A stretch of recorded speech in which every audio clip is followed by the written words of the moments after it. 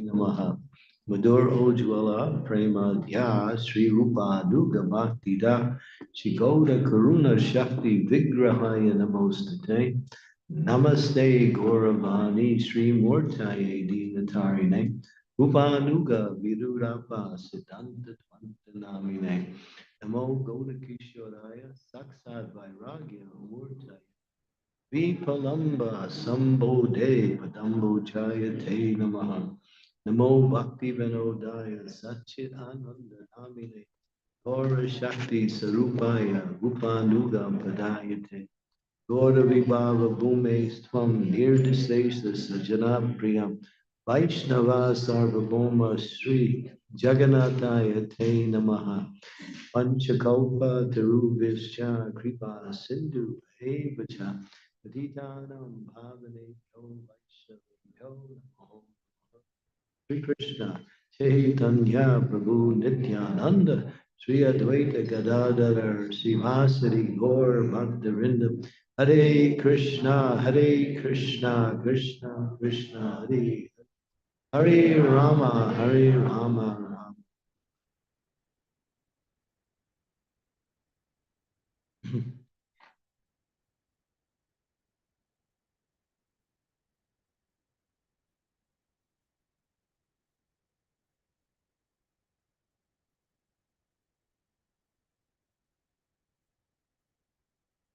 The process of bhakti in relationship to the knowledge we receive is coming from three sources. Actually, two, but categories are given in three. One is knowledge is coming ultimately from Krishna, and that is called Shastra. And then it's also coming from the present spiritual master, in our case, Srila Prabhupada, and his disciples who have taken the role of spiritual master. And there's a third category, it's called sadhu. And that is the previous acharyas that have gone before, who paved the way for bhakti, gradually millennium after millennium. And one such great personality who actually was very instrumental in bringing back the worship of Lord Chaitanya was Srila Bhaktivinod Thakur. He was a pioneer in understanding Sri Chaitanya Mahaprabhu's position after it had gotten lost after the disappearance of Sri Chaitanya Mahaprabhu. Sri Chaitanya Mahaprabhu left the world in 1534. And for about 150 years, his movement continued. But gradually it started to go down. Time went on, and gradually less and less Vaishnavas were the prominent persons within the Sampradaya. And soon there sprang up a lot of so-called imitation Sampradayas. They were called Asampradaya. These Asampradayas were prominent around the time of the beginning of the end of the 1700s, beginning of the 1800s, and gradually even into the beginning of the 1900s. Still, there's some, they're still there.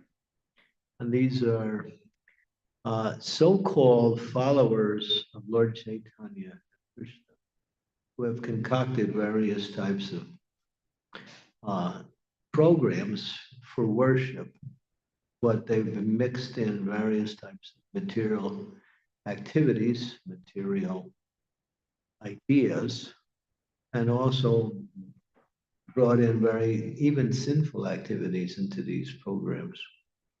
So they were Owl, Wow, Sakiveti, Jat Goswami, Shine, Nityananda Vamsa, Gauranga Nagari. There were 13 prominent sampradayas. And all of these sampradayas were spouting various types of spiritual knowledge, which wasn't at all in connection with Krishna or in authorized. They made up their own ideas. And many of them tried to imitate Krishna.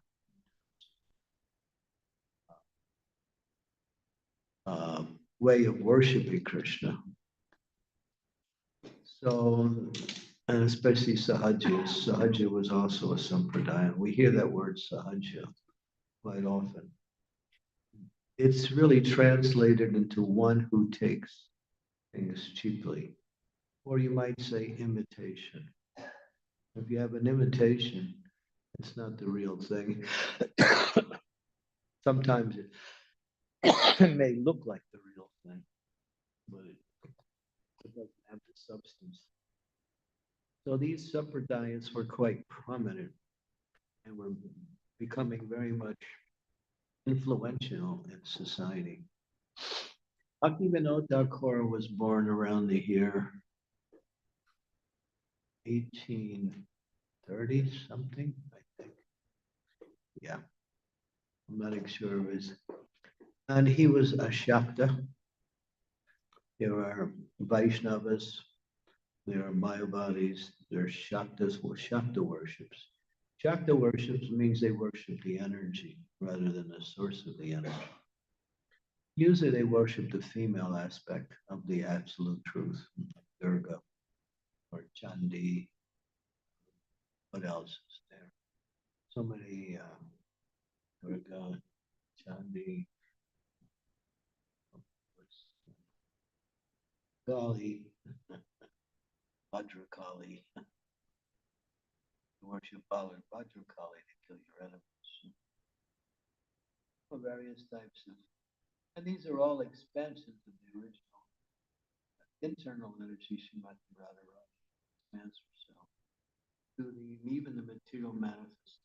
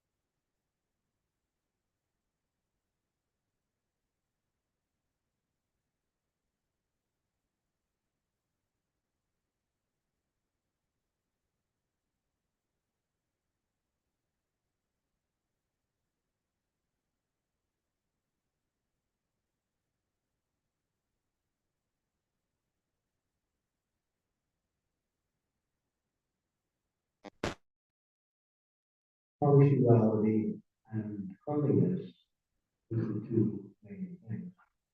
When it's, the RT is supposed to start at 7, start at 5 seconds after 7, or 4 seconds before 7, starts right on the 7. So everything is done punctuality because worshiping the Lord, everything has to be done according to time. And so that became, and so he worked so hard, and he also went out to collect more money door to door to try to raise money to help the temple in Jagannath Puri, bring back worship of Lord Jagannath. And then he was also coming in contact with many of these groups and trying to defeat them, but they were quite prominent. There were many of them. So he was practically alone. There was only a few other Vaishnavas. So he prayed very sincerely that, my dear Lord, please send me someone from your personal entourage to come and assist in spreading Lord Chaitanya's teaching everywhere.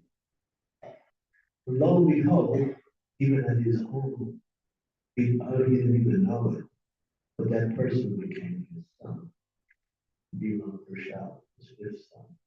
Who later became Srila Bhaktivinod Thakur, one of the most powerful acharyas, to preach the teachings of Lord Chaitanya at that time in such a powerful way that he created a whole ashram of sannyasis, more than 60 sannyasis, were all well versed in the teachings of Lord Chaitanya and the mission of Lord Chaitanya.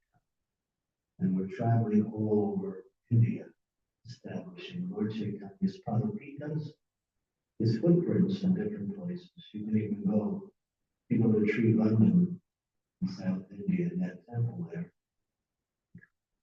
You can see the pair of Lord Chaitanya's. It's another about 49 places they established padapitas throughout India. And so it was a revolution.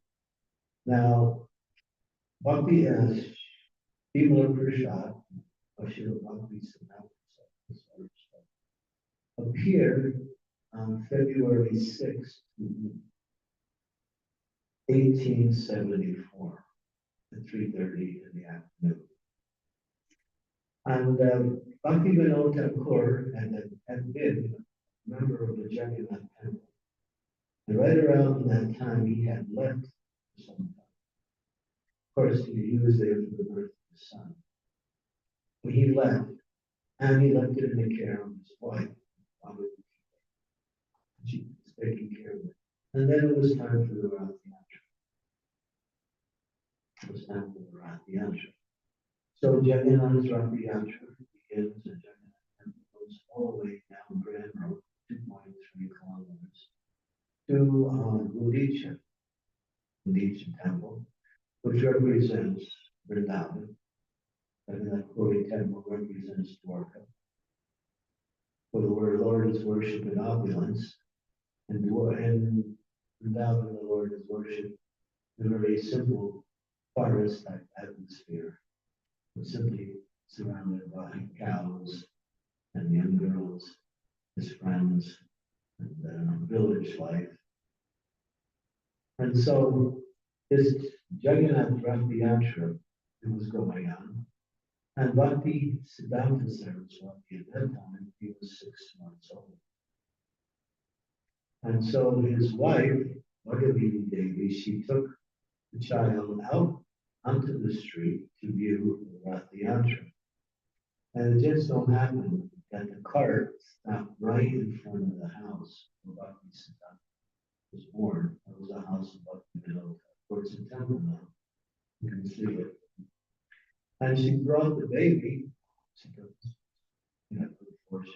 the baby onto the cart and placed it at the lotus feet of Lord Jagannath.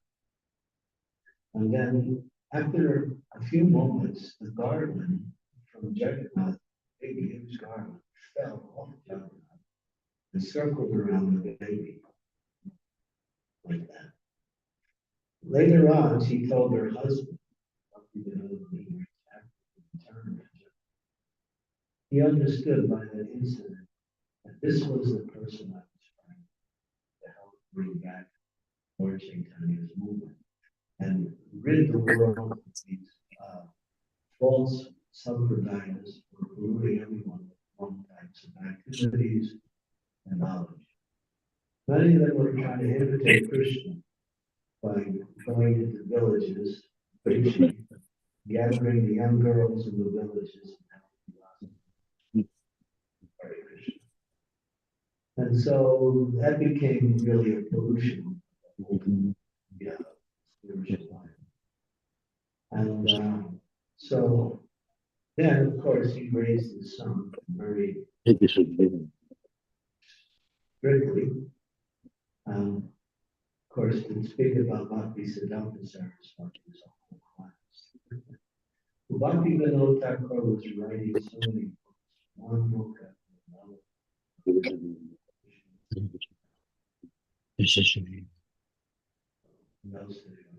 Now we're doing this seminar. So verse number 2 and 3. Verses in this section.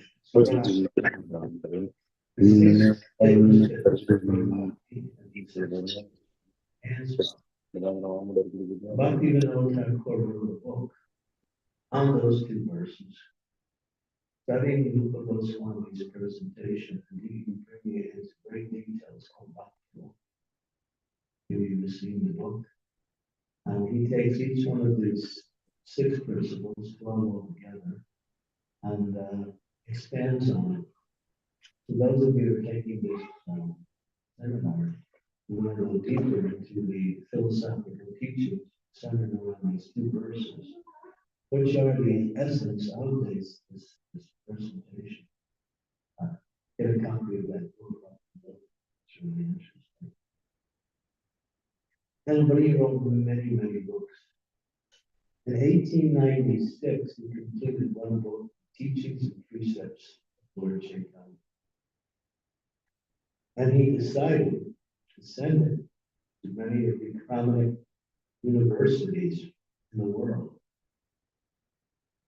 He sent it to Leipzig University. He sent it to one university, I believe, in London, Leipzig, Germany. But one of them went to McGill University in Canada, where when Prabhupada was on the planet preaching, many of his devotees were doing library programs. They were going to universities to put Prabhupada's books. They went to McGill University and found that book, Teachings and Precepts of Lord Chaitanya, and they showed Srila Prabhupada. Prabhupada was really happy and excited to see that book, and which was what Bhaktivinod Thakur wanted to do, to bring back Lord Chaitanya's teachings into the areas of educational institutions. So he penned this book. You could read it, it's about 100 pages, small. But it gives you a kind of a summation and a very succinct way of Lord Chaitanya's teachings and his mission. And it's a nice little book that the devotees found a copy, and then we later printed many copies. But Bhaktivinod Thakur was getting old, and he was, of course, teaching his son. And together, they were somehow or other writing books. Of course, Bhakti said later on. Bhaktivinod, he started one newspaper called Sajjana Toshini. Sajjana Toshini, and it was a daily newspaper putting out different ideas, Krishna consciousness.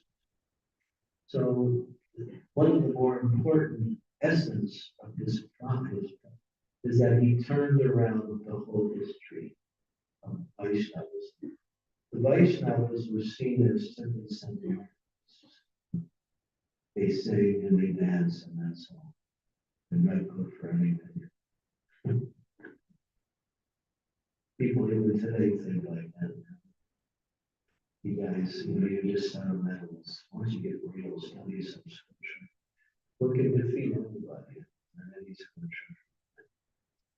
So we are equipped to challenge and accept any challenges from anyone on any level and show the superiority of Vaishnava philosophy and the practice of pure devotional service and show that Krishna is the supreme personality. And so we've been doing that ever since Prabhupada was here, trying to establish a movement into intellectual circles, universities, and areas where people are more inclined to philosophy, intellectualism, academia. Yeah. So, the Bhaktivinod Thakur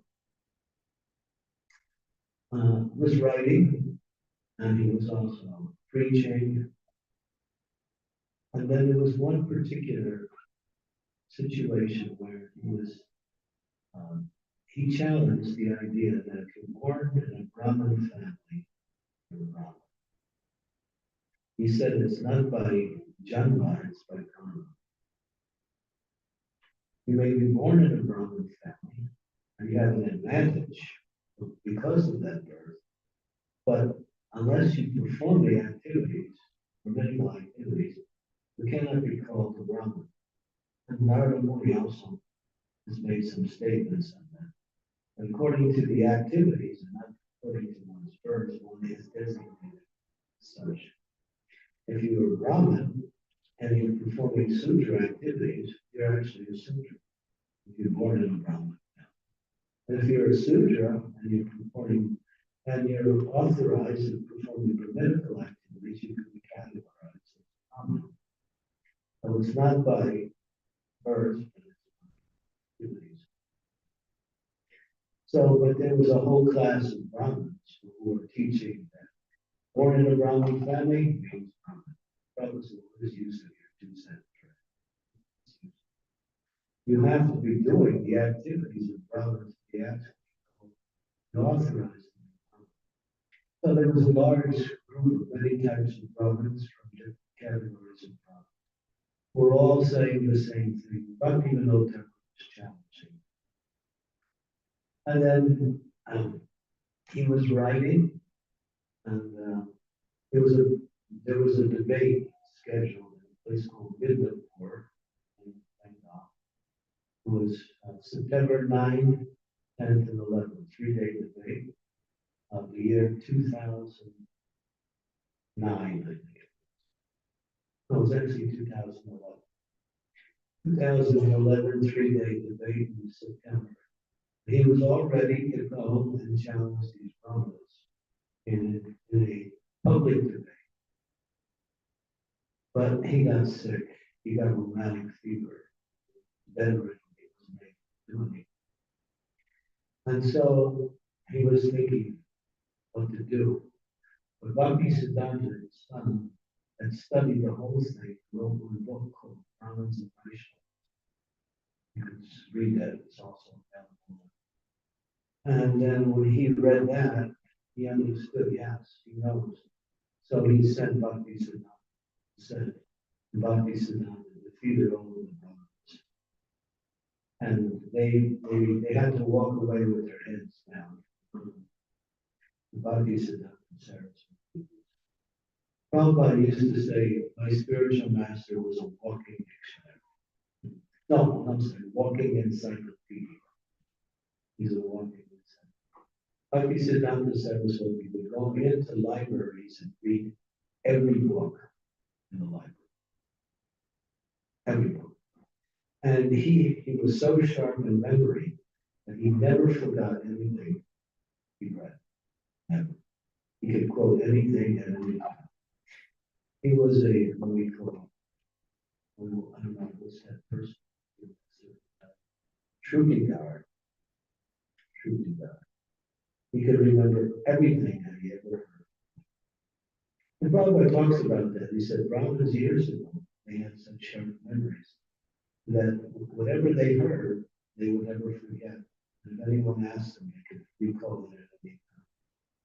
Nowadays, we ask you, what did you do yesterday? Yeah, I had a shot of vanilla. Yesterday, can you make it easier for me?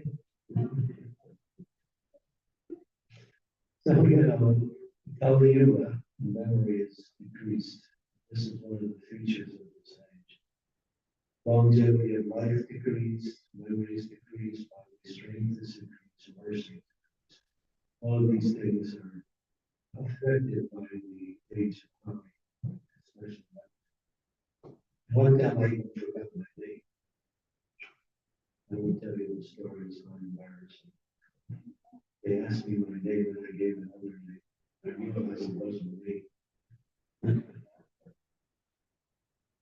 So yeah, so we get like, this age of calling is memory is lost. Sometimes you want to do something and you're ready to do it, and all of a sudden you forgot it. Have you had that experience? They call that the senior moment. So yeah, it's a very bad age in terms of memory. So Bhaktisiddhanta established himself, and that helped to bring the Vaishnavas to a higher level of secular society. So Bhaktivinod Thakur, there's one very interesting. He was a magistrate. He worked for the British Raj, and he was good. It says that when they would bring cases before him, he could simply see the person and know whether that person was innocent or guilty. And he would deal with the cases in just a small amount of time compared to the other magistrates. Brilliant. The British Raj really appreciated Bhaktivinod. So there was a railroad train that he would take to work.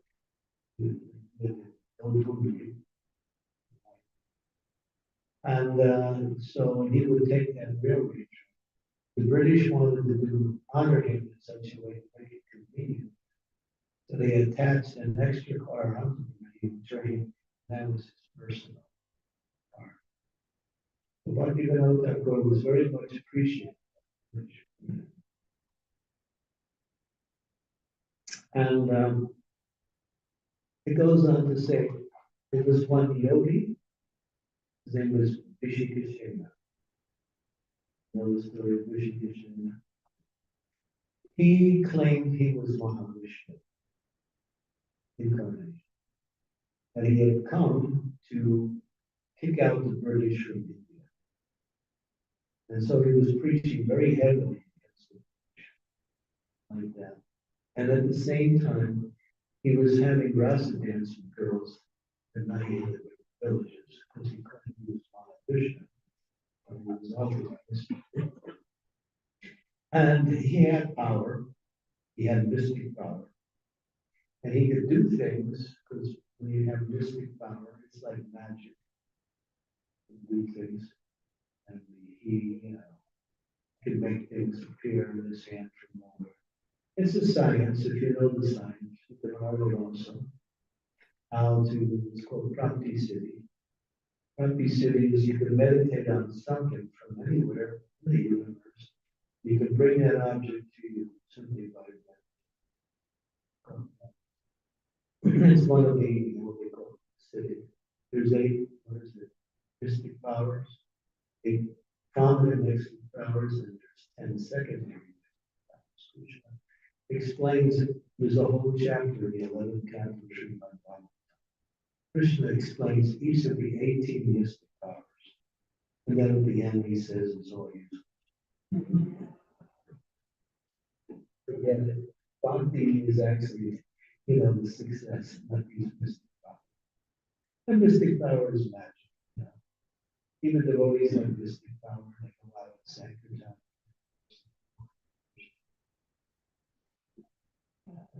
Here's a line of dogs. The devotees are empowered to preach and to also kind of mystic We can control another person's mind simply by the words you speak. That's also kind of a mystic power. You can speak in such ways to control people's mind. There was one yogi, I mentioned his name, he had that, and he was preaching in the United States.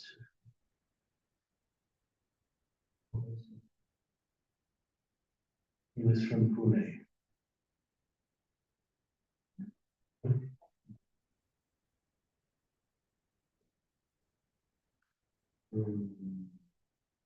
Rajneesh.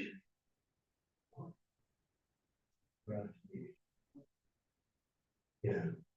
He created this program which is called Sannyas Yoga. That they were sannyasis, but their duty was to have sex with the opposite sex in the sampradaya, and that is called the highest form of yoga. We don't go along with that philosophy. And anyway, I know he is Rajneesh. And I'd like to get on him anyway. A mystic power that he had powers. He could speak. He would speak in India, and thousands of people would come, and the place was pin drop silence. They were absorbed. He had such power. He had the power of speech. But maybe in another class I'll tell you what happened.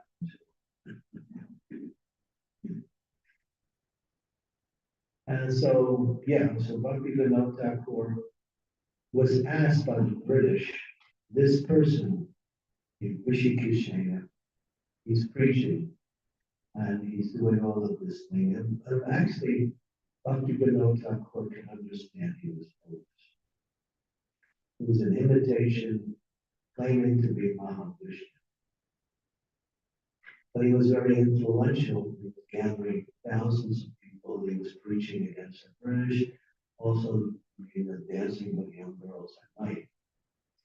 And so Bhaktivinod Thakur actually approached him and said, actually, if you really want to go see the Supreme Personality of Godhead, he's there in Jagannath Puri.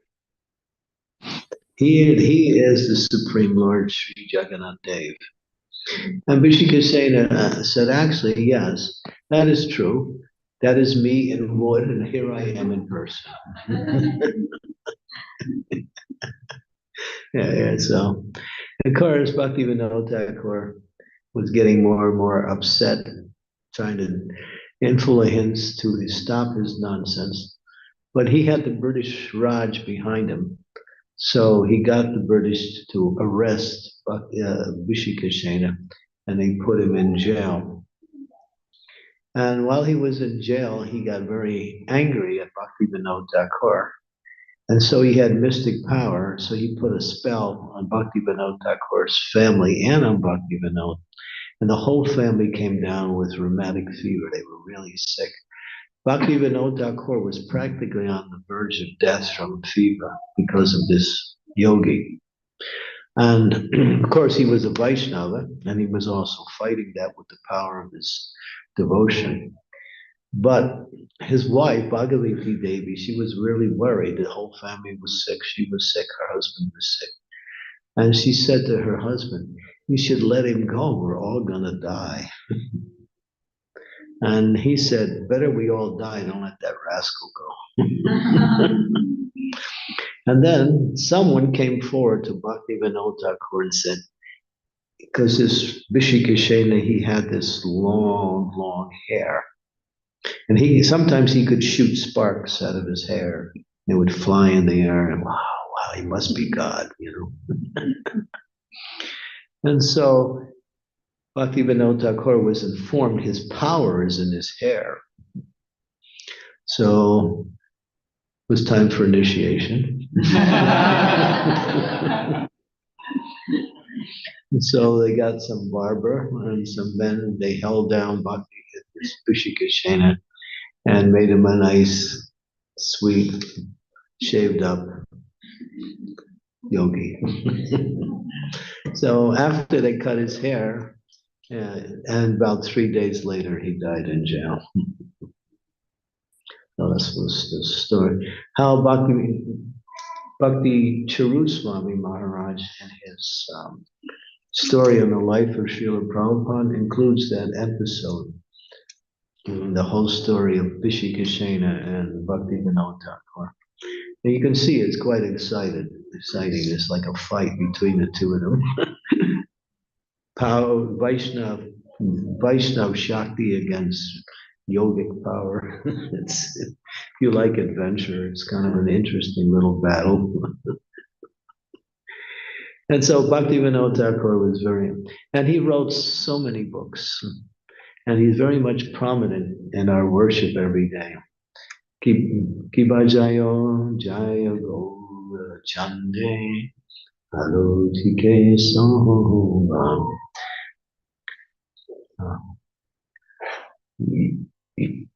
Many songs, prominent songs that he wrote. Yasomati Nandana Brajavaran Gokula Jana. That one, and Jaya Radha Madhava. That was Bhaktivinod Thakur. And Prabhupada commented on that bhajan, Jaya Radha Madhava. He said, this bhajan is the complete picture of the Supreme Personality of Godhead. Jaya Radha Madhava, Kunja Bihari, Gopi Janavala, Girivada Dari, Jasoda Nandana, Braja Jana Ranjana, Jamuna Tiravanachari, and Jamuna Tiravanachari. It's the picture of Krishna in Vrindavan, lifting Govardhan Hill, sporting with his gopis, the son of Minnesota, running through the forest with his friends, playing together. It's a beautiful bhajan. It's so sweet and so deep. But Prabhupada adopted that, so we could use that at the beginning of each of our lectures, like that Jai Radha Madhava. So nice. And so many things. I think the favorite song of everybody, by Bhaktivinod, is Sarira Avidya Jam Chaitandriya Tehika. I shouldn't do that this morning because we're fasting. Sometimes we use a little bit of a humor. We say that there's two songs that are in our bhajans, that are in our practice. One is for going to sleep, and the other one is for waking up. And the one is for going to sleep is Om Namo Bhagavate Vasudevaya. And the one for waking up is Sarira Vidyajam.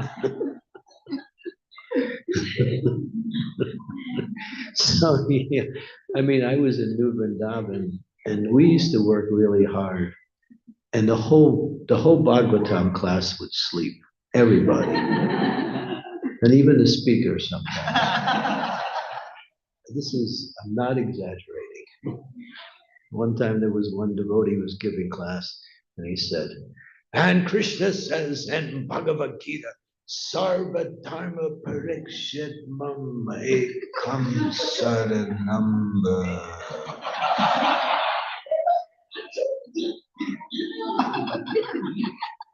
Aham Tvam Sarvapabe. He didn't miss a word. Moksha Yashami Vasujaha. So in New Vrindavan, we had a really hard time keeping people awake. And so we tried many things like standing up, but then people would fall over while they were standing up. Well, that was good because it would wake up the rest of the class. And then we tried the water program. We had these big squirt bottles. You shoot water at them. And so you get your second bath of the day in the Bhagavatam class. So we tried everything. I mean, everybody used to fall asleep in class. So then they thought, oh, we got to do something. So we came up with an idea that each devotee would ask another devotee somehow during the day, what did they say in Bhagavatam class? So that would do two things. That would help people, keep people awake, because if somebody asked you and you didn't know, oh, you were sleeping, huh? And you would be implicated. And the other thing, it was stimulated Krishna Katha, so that was nice, like that. So yeah, so Bhaktivinod Thakur, so many bhajans, there's a whole book, Narottam Das Thakur and Bhaktivinod Thakur bhajans. Amar Jivan Sari Papirate Nahiopu Yeralesa. Yeah. Amar Jivan, my life, Sade Papirate is so simple. My life is so simple. Even though he was a great Paramahansa Vaishnava, still, he would always think, and this is the quality of a great Vaishnava, although they're great and they're very high in the practice of spiritual life, very close to Krishna in devotion, they still think themselves low and have no good qualities. And Bhaktivinod Thakur wrote many songs like that, describing how a great Vaishnava feels. And these are not just ideas. This is the way the Vaishnavas feel. They actually feel they have no devotion, although they're on the highest platform of bhakti. Because the more you make advancement, the more you realize how far away you are from the absolute truth. It's like that. Sometimes we say the more you learn, the more you realize how little you know. The more you learn, because knowledge is also unlimited. So Bhaktivinod Thakur is very much prominent in our worship day to day. We sing his songs. We also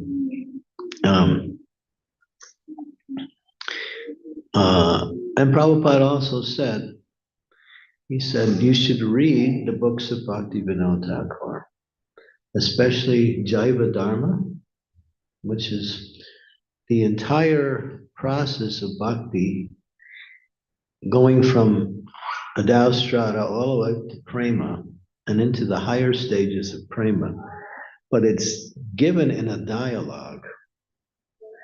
It's a dialogue between guru and disciple based on the teachings of how bhakti expands himself to the different stages, all the way up to perfectional stage, to Mahabhava. So really, it's quite lengthy. It's about 700 pages, I think. But it's a beautiful discourse. When you read that same philosophy in a dialogue, it becomes interesting. And then there's a whole social and political setting that the whole thing is encased in. There's things happening around along with the dialogue that's going on. So it's interesting. Prabhupada said we should read that book. He said, make it a point you read that book, Jaiva Dharma. And then Chaitanya Shikshamrita, also by Bhaktivinod Thakur. That also gives great insight. And in there, it talks about Krishna in Vrindavan, when he's killing the various demons, what these demons represent in terms of the different anarthas. Putara is the false guru, like that. Who else? There's so many different indications of different anarthas that indicate that are represented by these different demons that Krishna killed in Vrindavan. So that's their Chaitanya Shikshamrita. So yeah, so Bhaktivinod's books are interesting. And Krishna Samhita is a whole summary of the Srimad Bhagavatam, nicely presented. So, I would suggest take some time and read, especially Jaiva Dharma. You'll get the whole complete understanding of how bhakti works in a more easy to understand. If you were to read it directly from the Bhagavatam or from Narottam Das Thakur's Pardana or other scriptures that explain Bhakti Rasamrita Sindhu or other, becomes more difficult to understand. But when you read it in the way Bhaktivinod Thakur explains, it's interesting because there's a dialogue, there's a setting, there's a theme behind receiving the knowledge. So yeah, and he was Kamala Manjari. He was an internal associate of Radharani in the spiritual world. And we don't know anything about too much about his disappearance, although his disappearance day is today. He left the public scene before he passed away and went into Nirjan Bhajan. He did his own bhajan for about 2 to 3 weeks before he left the world, like that. So so today is his disappearance day. He's one of the more prominent acharyas. Even Prabhupada said we should read his books, but Prabhupada didn't encourage us so much to read Bhakti Siddhanta. He said, you can get Bhakti Siddhanta from me. But he also said Bhakti Siddhanta is more difficult to understand. And so, but he said everything that my Guru Maharaj gave, I'm also giving to you through my books also. But he did emphasize Bhaktivinod Thakur. And there's many stories in the life of Bhaktivinod Thakur. There's a beautiful book written by, what's his name? Rupa Vilas Prabhu. He's from London. He wrote the life of Bhakti. It's called The Seventh Goswami. He did an edition of that book at least 30 years ago. Now he's rewriting it with additional information. There's another book on the life of Bhaktivinod Thakur called Hindu Beyond Modernity by Sukhavak. That's another book that gives also a lot of information on Bhaktivinod Thakur. It's nice to read about these. There are forefathers. They set the stage for what we are practicing now in terms of our execution of Krishna consciousness. Okay, so that's Bhaktivinod Thakur. I'll also say something about today is Gadadhar. Pandits Sri Krishna Chaitanya Prabhu Nityananda Sri Advaita Gadadhar Sivasadi Gauri is one of the members of the Panchatattva. He's a combination of Srimati Radharani with an element of Lalita Saki in him. And he came to assist Lord Chaitanya in his pastimes in spreading Krishna consciousness. It's Radharani in a different mood, when Radharani in her actual mood in Vrindavan is contrary to Krishna. She fights with Krishna sometimes. She gets angry with Krishna. She doesn't want to talk to Krishna. She's called left-wing gopi. There's left-wing gopis and right-wing gopis. Right-wing gopis always agree with Krishna, and the left-wing gopis are contrary sometimes. But Krishna likes the left-wing gopis better because it's more exciting. Just like if you get married, if your wife agrees with you all the time, it's boring. And it's just some little, But if she disagrees with you all the time, it's also difficult. So there should be, it's just little excitement in marriage. It's called love. And and Gadadhar Pandit, he is very sweet, soft, gentle, and also very obedient to Lord Chaitanya, except for one incident. When Lord Chaitanya took sannyas, he made his home in Jagannath Puri. Gadadhar was inseparable. Gadadhar was born a few months right after Lord Chaitanya, actually maybe only less than 2 months after Lord Chaitanya appeared in the same year. They were inseparable as they were growing up. And then Gadadhar wanted to go also to Jagannath Puri. So he came to Jagannath Puri the same time as Lord Chaitanya. And then Lord Chaitanya gave him a deity called Gopinath. Yeah. His name was Tota Gopinath. We know him as Tota Gopinath. And he worshipped that deity as if it was Krishna. It was Krishna himself. It was a beautiful big deity of Lord Sri Krishna, holding his flute. And he took a vow called Kshetra Sannyas. Kshetra Sannyas is the kind of sannyas where you agree to stay with the deity you worship for your whole life. You don't leave. Sometimes we say Kshetra Sannyas is similar to, let's see, what is that? Grihastha. There's Brahmachari, Grihastha, Vanaprast, similar to Vanaprast. And that's part of our traditions. People ask, how do you execute Vanaprast in this age? You separate from the family, and then you go to a holy place. The ladies put on white, and they live there, and they worship the deity, and they leave the world that way, and then that's a quick ticket back to Godhead. They dedicate the remainder of their life worshiping the deity without leaving to the rest of their life. So he took this Kshetra sannyas. Now, Lord Chaitanya at one point wanted to leave Jagannath Puri and travel in South India. So when he was going to go, Gadadhar didn't want to be separated from Lord Chaitanya. So he said, I'm going with you. And Lord Chaitanya said, what do you mean you're going with me? You vowed to stay and worship, Gopinath. You can't go with me. He said, that's all right. You're no different than Gopinath, so I'm going with you. And Lord Chaitanya said, if I let you come with me, then I'll be guilty of encouraging to break your vow. People will criticize me. And he says, so the Lord was firm. He said, no, you're not coming. But Gadadhar still wanted to come because he couldn't fathom even the thought of being separated from Lord Chaitanya. And so the Lord decided to go, and he was going, and he got to the Mahanadi River. He got in a boat, and he told the boatman, Gadadhar was following. He wanted to come along. Lord Chaitanya looked at him like Nrsingadev looked at, Hiranyakashipu. You're not coming.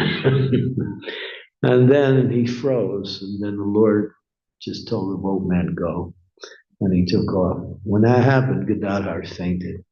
He lost consciousness. And Sarvabhauma Bhattacharya was there, and he picked up Gadadhar, and he said, the Lord loves you, be patient, he'll be back. He'll be back. And Lord Chaitanya traveled. He went to Kanai Natashala, and he also went to, what is that place where we make the deities there? We get all our deities. Jaipur, yeah. He went to Jaipur. And he met Rupa and Sanatan Goswami, who came to meet Lord Chaitanya there. And then they were talking. And of course, he also met Jiva Goswami, who was a little boy at the time. And then after some time, the Lord wanted to go on. So Sanatan Goswami said, this is not a good time to go traveling, my dear lords. It's not a good time for travel. The Lord listened, but he didn't agree, so he started to travel. And after going for a few miles, he realized Sanatan was going back, was right. So he turned around and went back, traced his tracks all the way back to Jagannath Puri. We came back to Puri quickly. When he came back, everyone was surprised, happily, he had come back so fast. And then they asked him, well, you're here back already. Why did you come back? He said, I committed an offense to Gadadhar. He said, I hurt the heart of Gadadhar. And because of that, Krishna would not allow me to go to South India or to go to Vrindavan. He didn't allow me to go. So this was a message then.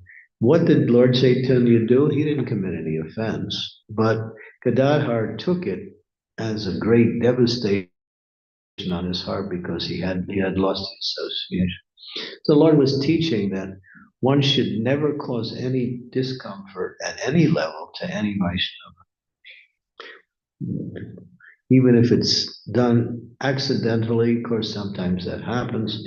We should also be very keen to avoid that and also make amends if there's some. So he was teaching the relationships between Vaishnavas are so deep, sweet, and very loving that one should never cause any harm or any discomfort or any inconvenience to another Vaishnava. It happens sometimes accidentally, but if it's done on purpose, then it is considered an offense. So Lord Chaitanya was using that incident to make that point as a principle for us to understand. This is a little bit about Gadadhar Pandit, and there's much more in his life also. But I don't want to take up too much time because today is a fast day, right? So we don't have to worry about breakfast. Any questions, comments, Bhaktivinod Thakur, Srila Gadadhar Pandit? Anything? Yes. Oh.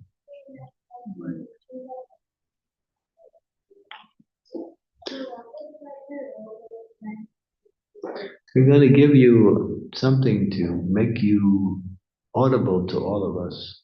It's called a microphone. I can hear you, but the rest of the devotees may have a hard time. So, like you mentioned that Bhaktivinod Thakur is Kamala Manjari. So, what is her role? Kamala Manjari? I said, yeah. So, what's the question? So, what's her role? What is the role? What is the service in the spiritual world? What is the service in the spiritual world? He's a Manjari. Manjari Bhav. There are gopis and Manjaris. Manjaris assist Srimati Radharani in her service to Krishna. The gopis don't do that. The gopis are the friends of Krishna, and she has friendly relationships. The Manjaris are more intimate with Srimati Radharani, and there's different groups of Manjari. Like Raghunath Das Goswami he is Rati Manjari.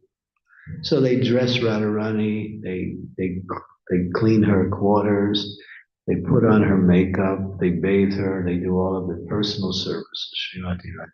They're very intimate, but they don't have much of a relationship with Krishna. All of their service centers around serving Srimati Radharani.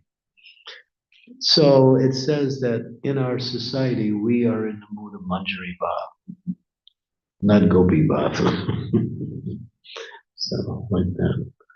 So we are assisting Srimati Radharani in her service to Krishna. That's our service. Is that good? So we'll give you a name of a nice Manjari someday. I'm sure you have a nice name already, right? You want to be a Manjari? Not sure. Okay. You don't have to answer right away. Manjaris are really close to Radharani. And so they have a special service. Everybody has a particular service in the spiritual world. They have a particular color, particular dress, particular resident, particular name, particular service. There's 11 characteristics that make up the identity of the persons in the spiritual world. They also all have unique identities based on a variety of these 11 different indications. Hare Krishna. So this is all there. You can read it in the books. If you read Shivaram Maharaj's book on the series of Vrindavan, there's many intimate understandings of our practice of Krishna consciousness, of Krishna and Sri Vrindavan Dham. Because our whole mood of worship is to follow Lord Chaitanya. And Lord Chaitanya is Sri Krishna Chaitanya Radha Krishna Nahyanya. He is Krishna in the mood of Radharani, serving Krishna in her mood. So Mahaprabhu is really quite amazing. He's Krishna, but he's got her color and her sentiment. So he's in that mood of her, although he's God himself. It's interesting. People don't understand Mahaprabhu. He's very difficult to understand. But he's Namo Mahavananaya Krishna Prema Padayate Krishnaya Krishna Chaitanya Namani Goda Tristenaha. He's the most magnanimous manifestation of the absolute truth. He's so kind, he's made the process of bhakti so easy. He's opened up the door to Vrindavan, which was never opened before until he appears. People cannot worship Krishna in Vrindavan until Chaitanya Mahaprabhu comes. Otherwise, they worship Krishna in Vaikuntha like that. So that only happens when Mahaprabhu comes. Because Krishna comes, and then Mahaprabhu comes right after him. Krishna comes at the end of Dwapara Yuga, and Lord Chaitanya comes at the beginning of Kali Yuga. Study the life of Lord Chaitanya, read Chaitanya Charitamrita, Chaitanya Bhagavat, Chaitanya Mangala, and you'll understand how wonderful this movement is, all centered around Gaura. These two personalities have made Krishna consciousness what it is. Gaura has brought Krishna consciousness around the world by their mercy, and by empowering their representative, we've spread Krishna consciousness through the Sankirtan movement. Chanting of Hare Krishna, Krishna Krishna, Hare Hare, Hare Rama, Rama, Hare. So if you want to worship Lord Chaitanya, have kirtan. He loves kirtan. Anything else? Any other comments, questions? Yes, Bhakti. Hare Krishna. Like this Manjiris, we know that this practice dances with Bhaktivinod Thakur. He's also Manjari. Yeah. So where we can find the scriptural reference for this? Like, where we can find the scriptural reference for this? About? That this person represents this Manjari. Oh, Goragona Deshtipika. And there's a book called Goradana Deshtipika by Kavi Kanapur. And he writes who's who. Who appeared in Lord and Krishna Leela, and it's now that personality has appeared again in Gaur Leela. So who they are in Krishna Leela, the same associates of Lord Chaitanya in Gaur Leela. It's called Goradan. There's also Radha Krishna Gonadevshtipika also, which talks about the personalities in Vrindavan, the different gopis, the different cowherd boys, who they are, what are their service, how they dress, and all of that. That's Radha Krishna Radha Krishna Gadesh Deepika, and then you have let's see, what did I say?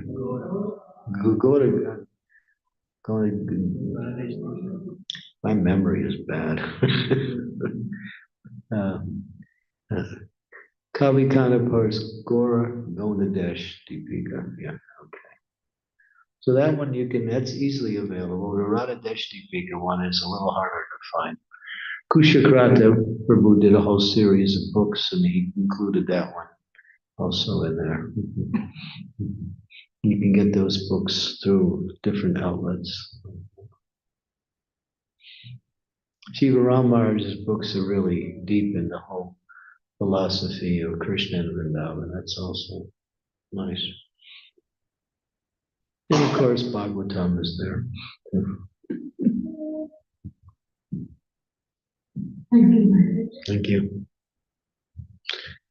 Read the creed. Get up to speed. That's the need. Take the lead. You'll be happy indeed.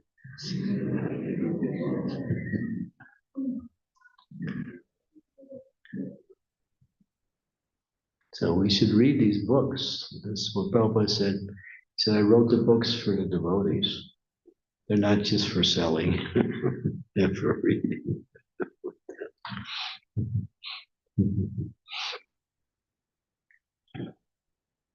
Anything else?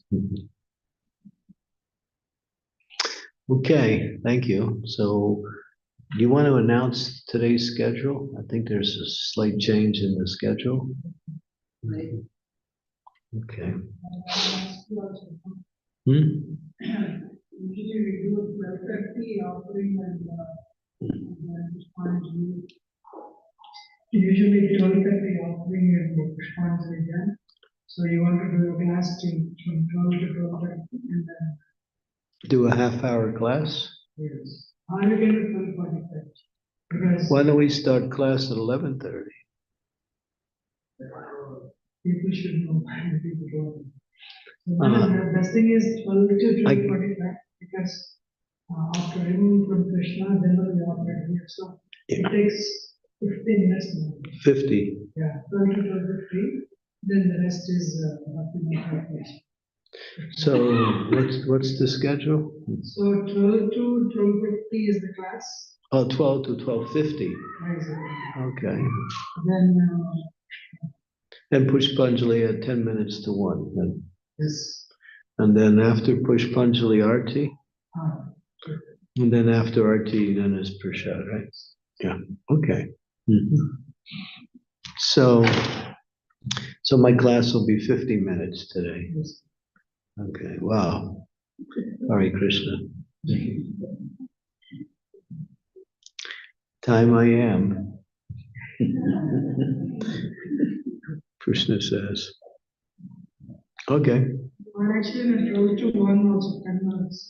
Every time we see it's touching now, the more bazaar, we clear and we move it.